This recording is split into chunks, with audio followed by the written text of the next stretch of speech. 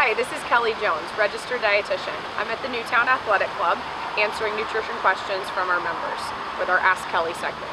You can go to newtownathletic.club.com or go over to Twitter and tweet me at EatRealLiveWell or the Newtown Athletic Club at NewtownAC and submit your nutrition question with the hashtag AskKellyRD. Our question right now is coming from Cathy. Cathy is asking, what causes kidney stones and how can nutrition help me not to form them? There's a few things to consider with the kidney stones. Some kidney stones can be from calcium buildup and mineral buildup.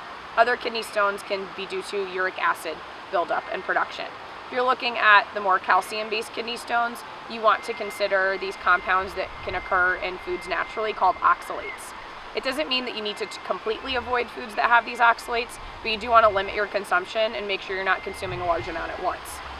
Foods that contain oxalates include spinach and kale, some of those leafy greens, as well as cocoa and legumes like beans and lentils, and even coffee and some teas. Again, you don't have to avoid these, but make sure that you're not consuming them in large amounts on a regular basis.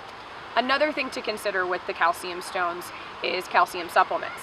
A lot of people, especially women over the age of 50, are recommended to take calcium supplements in amounts that are way greater than they really need. So a low-dose calcium supplement should be okay if you have or are trying to prevent osteoporosis, but the levels where we're seeing people consuming about 1,000 milligrams at a time can actually cause calcium deposits to develop in our soft tissues, like our kidneys and even the heart, leading to heart attack later in life as well.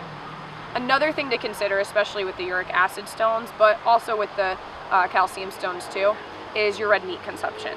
So we're looking at red meat and pork. They do have factors that can cause a little bit more of that calcium to leave your blood and then end up causing those stones to form, or again, cause that uric acid production to come up. In terms of diet factors that can prevent or reduce the side effects of the kidney stones or the development of the kidney stones, we can look to citric acid. So a really good way to do this is to add lemon to your water throughout the day, maybe a little bit more than just the squeeze of a wedge, but really load up your water with lemon juice. I have heard people say, oh, just drink lemonade, but then you're introducing so much sugar that you're affecting your health negatively in other ways. And when we're looking at sugar-free lemonade with these artificial sweeteners, that can possibly affect your body in a negative way too. By looking at adding the lemon juice or just eating more citrus fruits, you can do a lot to help to maybe break up those mineral deposits. We also just want to have a diet that's really rich in fruits and vegetables, fresh fruits and vegetables when possible, but frozen's okay too. So aim to get in your minimum 5 servings a day as an adult, 3 servings of the vegetables and 2 servings of the fruit, and make sure that there's a lot of variety there. Again, when we're having one food in too great of amounts, then we're not getting all the nutrients we need and we're maybe getting too much of other compounds. The last tip, or I guess 2 tips, is to hydrate properly.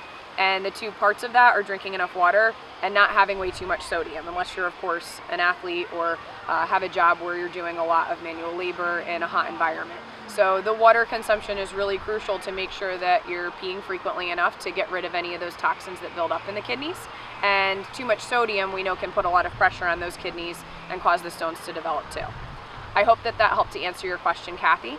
And again, if anyone wants to submit any Ask Kelly questions, you can go to our website or to Twitter.